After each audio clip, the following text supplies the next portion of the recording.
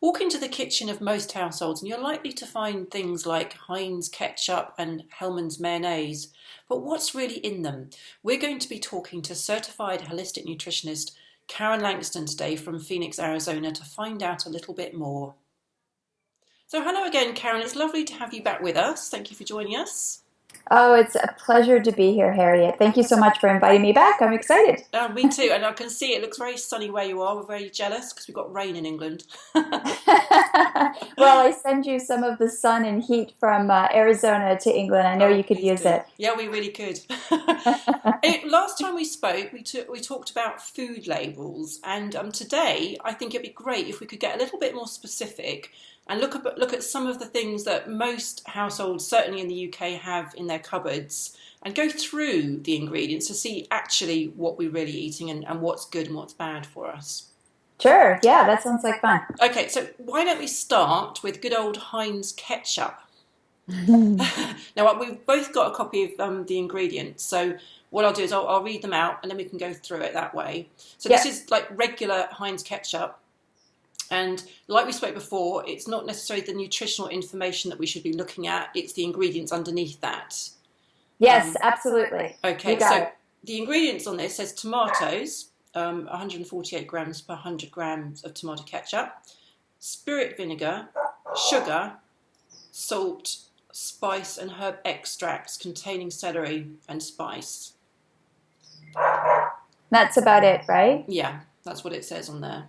Well, these and was there not an ingredient in there that said tomatoes and then it said ketchup?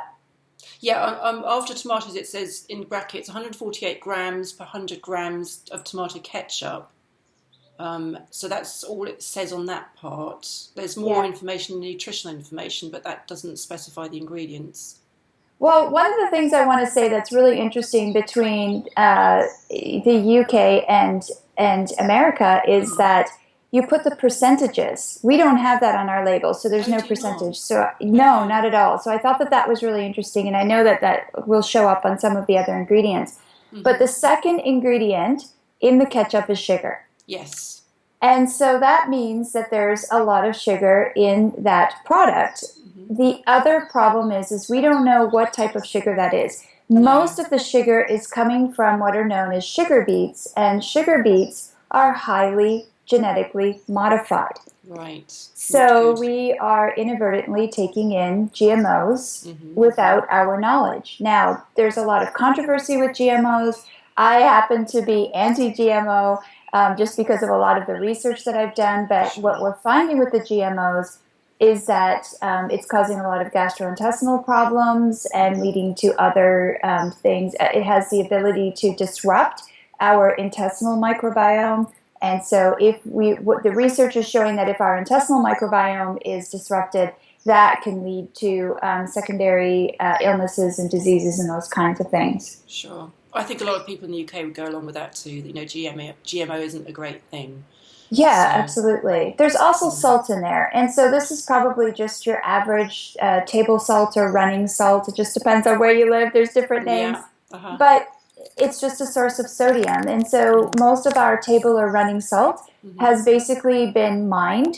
So it's chemically extracted, Okay. chemically cleaned, and then they strip it of all of its nutrients and they only add back a synthetic iodide.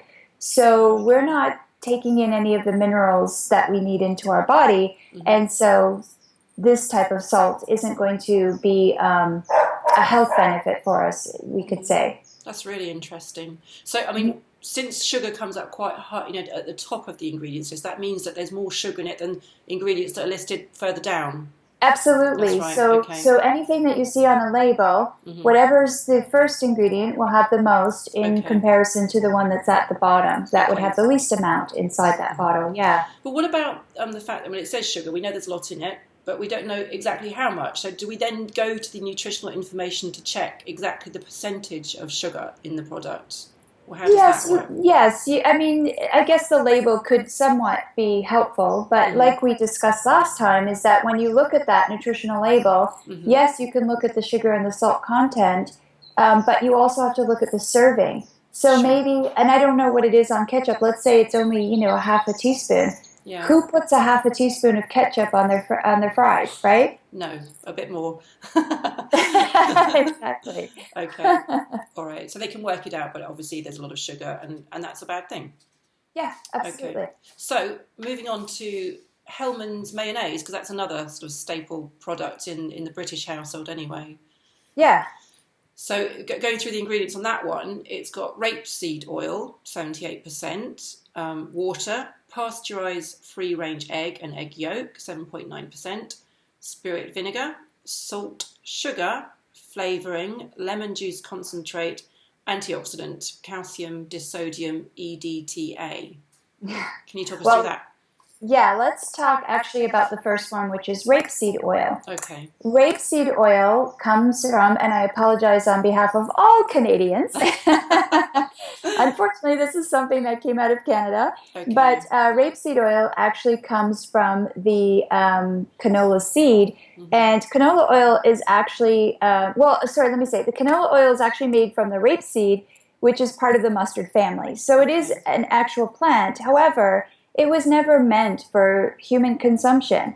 It worked really well in the industrial oil companies. It's used in candles, soaps, lipsticks, lubricants, biofuels. It's even used as an insecticide. And so what happened is just from monkeying around, they realized that if they could just perfectly genetically modify the rapeseed oil, they now were able to approach the FDA and begin selling it as an edible product. And so 90% of canola oil or rapeseed oil is genetically modified, and it's also partially hydrogenated oil as well. So this is something that we should not be bringing into our body, but it's such a cheap commodity that most companies use this canola oil. So that's probably my first red flag, if you will. We Sure. also have sugar in there. So again, where is the sugar coming from? Is it a genetically modified sugar coming from sugar beets, right? So now Yeah. we have two things in there that have been genetically modified. We Right. don't know what the flavorings are. No. Who knows what those are? And then calcium disodium is ETA, and it's basically a chemical salt that's used to separate heavy metals from dyes and other substances. Right. So why do we need that in there? We don't know. There's an awful lot of baddies by the sounds of it. So, Yeah. yeah. And here in the States, we are starting to see avocado oil being Oh, okay. used instead. Right. And there's also safflower oil. Right. There's some debates about safflower oil, and then Mm-hmm. there's also some olive oil mayonnaises that are showing up. But you know Sure. what? Mayonnaise is the simplest thing to make in the Mm-hmm. entire world. So Mm-hmm. maybe it's time that we just start making our own. Okay, well, that's probably a recipe I will put up on my website as soon as it's launched. So that will be good. Well, thank you for running us through that one. Then we'll go through a couple more. Nutella. People are mad about Nutella over here, and I think they are in the States as well. So, ingredients: sugar, right at the top of the list, palm oil, hazelnuts, fat-reduced cocoa, skimmed milk powder, whey powder, emulsifier, lecithin, if I've pronounced that correctly, and Lecithin. You're close. Lecithin. okay, thank you, and vanillin, not vanilla, vanillin, whatever that might be. Sounds like a flavouring.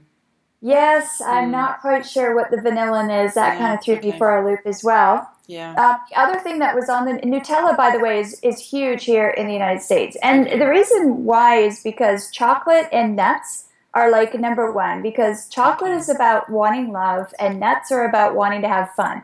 And okay. most of us are stressed out. We're not spending enough time with our loved ones. And so Mm-hmm. this is why we're really turning to these chocolates and nuts all the time. But Interesting. besides that point, Mm-hmm. also on the label, it said that it was suitable for vegetarians, but it Yes. contains milk and it contains whey. So I'm not sure how it's suitable Mm. for vegetarians, unless what they're saying is that they've removed, I don't know, the cow parts of the milk. I mean, it just sort of No. raises a red flag for me. Yeah, I think you Um, really need to do some research on that. If you are a vegetarian, you'd need to check that yeah, out. absolutely. Yeah, so Okay. I was a little shocked by that one. And the other Mm. thing is here in the States is a lot of the other companies now Mm-hmm. that have chocolate bars are coming out with Nutella type spreads. So you know that Okay. it's on the rise. Well, Right. again, we've got the sugar, which is number one. So what's the predominant ingredient in Nutella? Sugar? Yeah, Mm-hmm. absolutely. So Yeah. is this a viable product that we want to be bringing into our body for its health benefits? No. No. Probably not. So No. again, it's probably a genetically modified Mm-hmm. sugar beet. We Mm-hmm. don't know. No. It also has soy lecithin, and Mm-hmm. most of the soy, at least in the United States, about 90% of it is genetically altered as well. Okay. And So then, did it have palm oil in there? yes, you do. Yeah, that was. Yeah, they do have Okay. palm oil. Mm-hmm. Well, here's the thing. Palm oil is actually super, super beneficial for us. It has carotenoids, sterols, vitamin E. It has antioxidant, phenolinic acids, flavonoids. I mean, it is a really good oil. However, it's a really good oil when it's in its unrefined cold pressed state. So we don't know if they are pasteurizing this palm oil. We don't know how it's being extracted. So it's probably, unfortunately, going from its good state to its not so good state in the manufacturing of that palm oil. Okay. So another bad thing. And the thing is, it's not clear, is it? We really don't know. So, for those reasons, it's probably best to avoid it. Okay, well, that's pretty grim so far. Let's go on to another one. Now, certainly in the British supermarket here, there's a lot of ready-made meals, and maybe a typical one that a family might look at is something like a pasta bake, which has got sausages in it. Looks very appealing. A lot of children like sausages, a lot of children like pasta. So it is actually good for us. Let's have a look. A lot of ingredients in this one. Tomato, cooked penne pasta, durum wheat, semolina, water, pork sausage, 12%, British pork, 73%, water, rusk, fortified British wheat flour, and then in brackets it's got wheat flour, calcium carbonate, iron, niacin, thiamine, dextrose, salt, white pepper, stabilizer, sodium triphosphate, parsley, mace, ginger, yeast extract, sage, nutmeg, cherry tomato, water, tomato juice, onion, mature cheddar, cheese, cow's milk in brackets, sugar, extra virgin olive oil, sun-dried tomato, corn flour, garlic, sunflower oil, salt, parsley, basil, black pepper, white wine vinegar, oregano, and rosemary. Wow. Sounds pretty good, right? Yeah, I but mean, at least you can understand all of the ingredients, but we mm-hmm, have to go back to starting with just the durum wheat. The sure. durum wheat or salmonella is highly, highly processed, and I'll talk about the fortification in a minute. But when you look at a grain, so in this case, we're talking about wheat because that's what the pasta is made out of. Mm-hmm. When we have a grain of wheat that has not been obliterated by the refinement industry, we have a bran on the outside that actually protects the seed. And so it's high in fiber. It has almost all of the B vitamins, a lot of the minerals.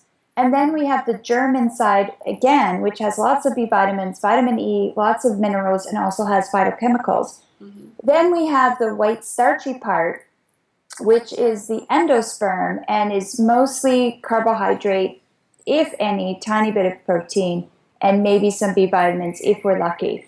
So what happens is during the refinement from taking this whole grain and turning it into a white processed grain, we remove the bran, we remove the germ, and we only work with the endosperm. So we remove the fiber, and interestingly enough, our B vitamins actually help us to break down and utilize our carbohydrates. So we Okay. remove everything that can actually help with blood sugar levels. And so all Right. we're left with is this starchy carbohydrate. So then what the refinement industry does, which is what they've done here, is they fortify back only some of the nutrients. So they'll put some calcium in there, they'll put some iron in there, niacin and thiamine. I'm surprised that there isn't, there should be, what are the ones that are usually put back? Thiamine, riboflavin, and niacin. Do they have that? I'm just Oh, having a so they're look. missing riboflavin, which is pretty They have interesting. they have got thiamine in there. but not riboflavin. Wow, Mm, that's very interesting because those are the ones that are usually put back in. So we have 9 B vitamins naturally, okay. but we're only fortifying 2 of them back, but they're synthetic. And that's the other thing is so what we're finding in some of the studies is that some of these synthetic forms of vitamins we're not able to break down. Okay. So that can actually be a problem. Right. And there's also 2 different sugars in here. I don't understand why you need sugar when you're talking about pasta as well as sausage. I know, exactly. Two great products already. Yeah, absolutely. We also have corn flour, completely unnecessary. So obviously, it's doing like a thickening agent or something like that. But Hmm. again, it's more than likely genetically modified. Our sugar is genetically modified. The wheat is not genetically modified. However, if it's conventional wheat, what's happening is that they have probably sprayed it with glyphosate, and glyphosate is a component within our pesticides and herbicides that has been very well documented for causing problems with the gastrointestinal tract, leaky gut, and those kinds of things. And it actually interacts and changes the composition of our intestinal microbiota. And so this is setting us up for illness and disease.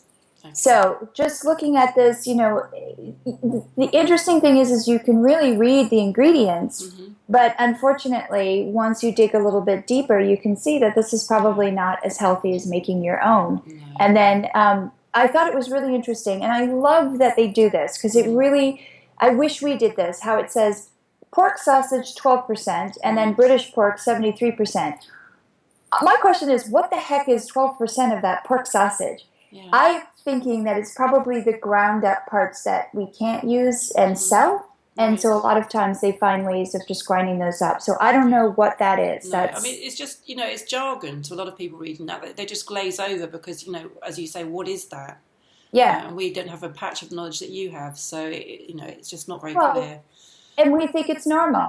Yeah. We honestly think that it's okay. Oh, Mm. well, this is a company that really cares about our No, health and well being. So why would we question it? absolutely. Far from the truth, sadly. Last but not least, I thought I'd pick a product that most people would think, yeah, that's got to be great. An innocent smoothie. It's just got to have 100% natural ingredients. It's got to be good for us. I'll buy that for my kids. Now, let's go through the ingredients. 13 pressed grapes, very specific. Love that. 3/4 of a squeezed orange. 1/5 of a crushed peach, and in brackets 15%. And 1/5 of a mashed banana. And some squashed passion fruit, 1.5%. And it also says it's Rainforest Alliance certified, which makes it sound pretty good too. So, Well, yeah, the rainforest part is really nice. It just mm, means that this is obviously a conscious company sure. that is making sure that, they're not wrecking the environment in order to make this. However, is it in a plastic bottle? No, this is like a paper carton, which is good news Oh, too. lovely. Yeah, Okay, so yeah. yeah, so it sounds like this is a very much a conscious I company, which agree with is, that. Yeah, I love to hear that. yeah. Um, it is a bit high in sugar though, because Hmm. grapes are higher on the glycemic index than, say, Right, an apple. sure. And I don't know where they came up with 13, but obviously But that's you just see somewhere. them picking them out, can't you, for each carton? True imagine. So yeah, so the grapes are high in sugar, bananas high in sugar, Hmm. orange juice is high in sugar as well. Yeah. And the other problem with this is, and it doesn't say on the label, because sometimes, and I don't know if England does this or not, but here you can do flash pasteurization, where they're still raising the pasteurization to a certain temperature, but for a Right. very short period, Okay. or you can have raw. So this doesn't say that. So No. I'm thinking that it's probably been pasteurized. Hmm. And basically, what pasteurization means is that we take the product and we bring it up to a temperature of 161 Fahrenheit, or what was it, 76 or 75 degrees Celsius. I lost my little note on that. I guess I Okay, so deleted it, but I think it was about 75, 76 degrees Celsius, right? okay. And the reason why we do this is for good nature. Hmm. It's because when we have a product sitting on the shelf, it can create pathogenic bacteria or fungi or a combination of both, which can make us sick. So think of salmonella, Hmm. listeria, those kinds of things, right? Sure. So the invention of pasteurization is to prevent that from happening. The problem is that pasteurization cannot tell the difference between the good bacteria and the bad bacteria, so it just wipes everything out. And in the processes, our B vitamins are very volatile. They don't like heat, and so they are very quickly diminished from the product with that introduction of heat. And the same with vitamin C. There would also be a lot of vitamin C in there. In fact, what was interesting is on the label, it didn't say anything about the nutrient content. There is nutritional information above that, which I don't know if that's the information you'd be looking for, which says... Does it have like the vitamins and minerals and stuff like that? No, Yes, not that I saw, exactly. no. Yes. So I'm suspecting that during that pasteurization process, the nutrients that would be a benefit have basically been cooked out. Okay, that's really interesting. Wow. Okay, so out of all the products we've gone through, clearly the Innocent Smoothie is the best one. But what you're saying is that some of the good bits have been taken out, and it's still quite high in sugar. So at the end of the day, we should be preparing our own smoothies for our children.